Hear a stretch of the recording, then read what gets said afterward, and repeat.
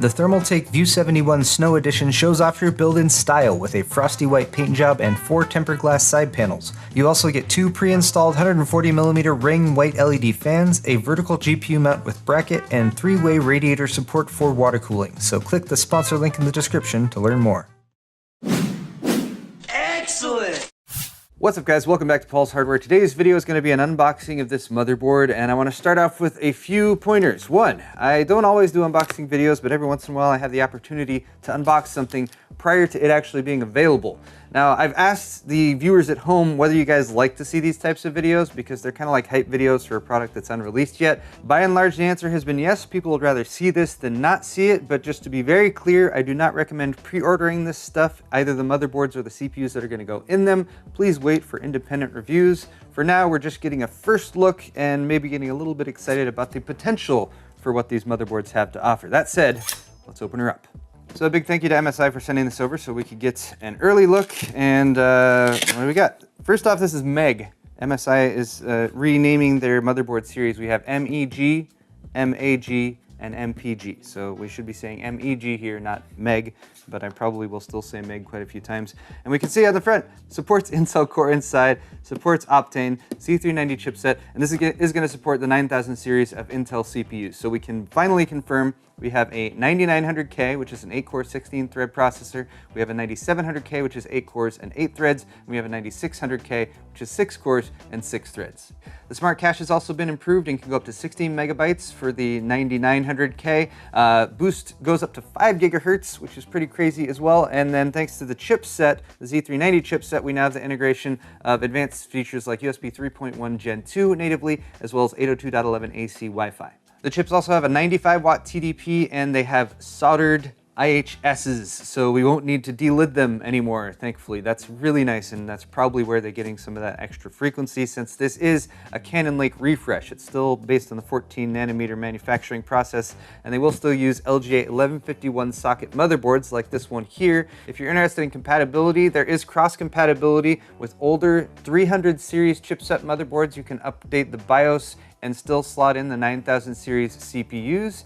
And with the new 300 series motherboards, you can still use 8th gen 8000 series CPUs with that. So there's cross compatibility between those. But this motherboard specifically has IO shielding, Mystic lights, killer extends. Intel installed their own 802.11 AC Wi-Fi, and then MSI was like, no, we're going to use the killer stuff. They got heat shields for the Turbo M.2s, an extreme audio DAC, steel armor on the DDR4 and the PCI Express slots, and then Core Boost, which is this little knob here that goes to 11. Also these accessories, which are listed as accessories. I'm actually going to be kind of curious if they're included in the box here. All right, now to remove from the box.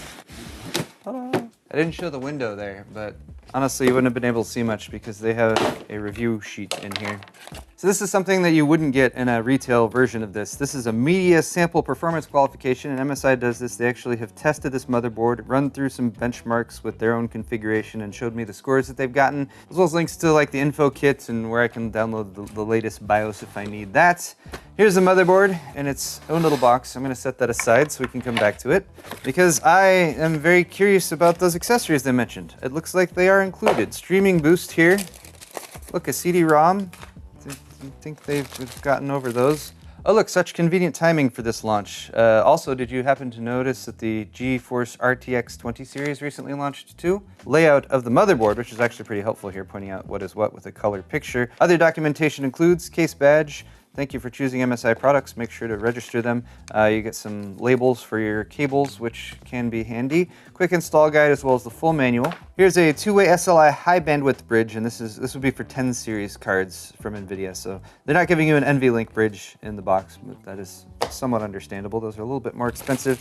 You also have a set of Wi-Fi antenna here with a little stand on it for the integrated 802.11 AC Wi-Fi. That's a killer NIC in there. It's not using the Intel integrated Wi-Fi. I thought this was kind of nice. I mean, if it matches your color scheme. These are SATA cables and they're individually braided. Black with some red accents. Braided SATA cables you don't see too often, and they are kind of a premium feeling thing, and they're all this same cable. So again, I like that, but it's black and red, so I guess you better be going with the black and red color scheme if you're going to use those. Again, the driver disc. Wow, okay. And then what's in this baggie? More cables. All right, our extra bag was basically a bunch of adapter cables, and this is because this board has a lot of RGB support. It has 12 volt standard RGB, it's got 5 volt addressable RGB, and it's also got a small addressable plug specifically made to work with Corsair's RGB components, and then they give you a little 1/4 inch to 1/8 inch audio adapter since there is a large 1/4 inch audio plug on the back of the motherboard's I/O, and not everyone has that adapter handy. These accessories are actually pretty nice. Which might fall in line with the price of this motherboard. So this is a little PCI Express expansion card, which is a capture card, I believe, right? HDMI in right there, and it looks like it supports 1080. And I can't tell exactly if this has an OEM, like an Evermedia or something like that, where it actually originates from, but it does work with XSplit, OBS, Wirecast, Media Encoder, and vMix. So there you go, 1080 capture card. And lastly, here we have a little riser card for M.2. Gives you 2 additional M.2 slots, slotted into one of the PCI Express slots on the board, and you can have many, many M.2 devices. Since there's already 3 surface mounted on the board itself, this gives you 2 more for a total of 5. And now for the actual Godlike MEG. MEG, I keep saying MEG. I knew I was going to do that. To get it out of the box, I have some foam under padding. And I suppose if I'm going to give this the full treatment, I should peel off all these little peely things. There's quite a few of them actually. One over here. This is a RGB lighting area. It's kind of has a mirror effect, so it's kind of gives some depth to it.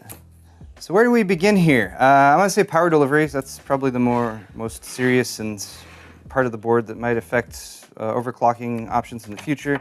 MSI has gone with a 16 plus 2 phase power delivery configuration, 16 for the CPU, 2 for the memory. It is a digital power delivery design, and thanks to that, they're able to integrate this game boost feature down here, which is a little knobby guy.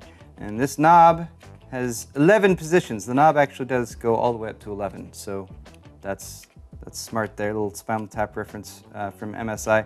But this is the game boost feature. It's basically an auto overclocking thing. They're saying with the 9900K, the game boost can boost a single core up to 5.7 gigahertz, 5.6 gigahertz with the 9700K, and 5.3 gigahertz with the 9600K. These auto overclocking things tend to be a little hit or miss in my experience. I tend to just go with manual overclocking, but for some people, they are useful. And for a lot of people, they can use that to sort of get an idea, sort of a starting off point, and then take the settings that it might do automatically and then start to tweak from there. As for the board's layout, this is an EATX board, so you get a bit more space here over on the right side. There is a digital readout over here, so that can display actual stuff on it versus just having like a standard LED. And then it's got RGB effects, including that mirror effect on this one up here. And then there's some RGB accents on the chipset heatsink as well. 4 DIMM slots, of course, and then for PCI Express expansion, you have 4 full-length by 16 slots.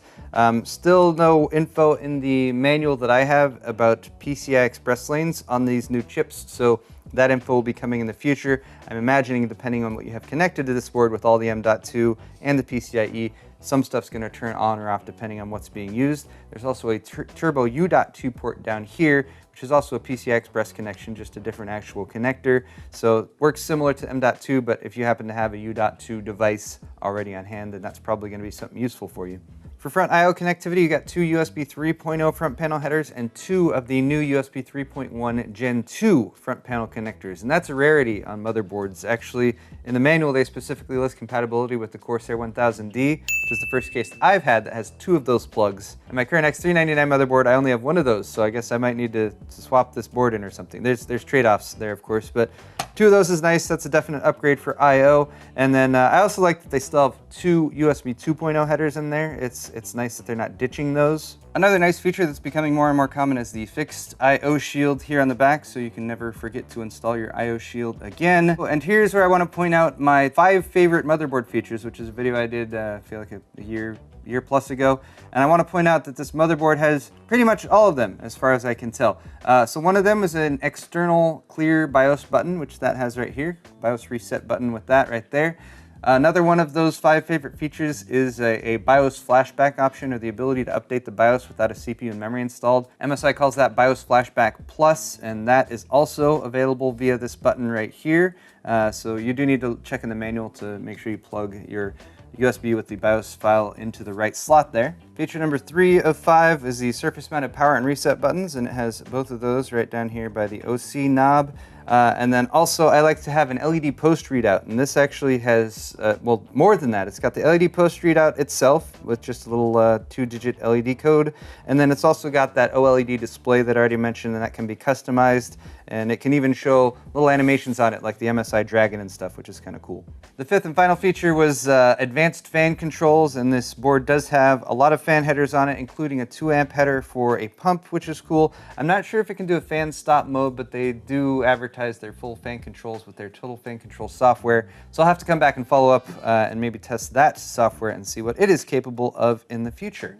So guys, I know this has just been an unboxing and a first look, but that's all I have for you today. Once again, this has been the MSI MEG Godlike gaming motherboard with the new Z390 chipset from Intel, supporting Intel's new 9000 series processors, the Coffee Lake S series, which should be available very soon. So stay tuned for that. I have more content coming on this subject, of course, in the future. So subscribe if you are not already, and leave me a comment in the comment section down below. Let me know what you think of this motherboard. Let me know what you think this motherboard should cost, because I do not have a price for this as of yet, but it's a flagship, so it's probably going to be a little more on the high end. MSI has a full lineup of Z390 motherboards coming out though, so check those out too if you're interested. Thanks again for watching, guys. We'll see you next time.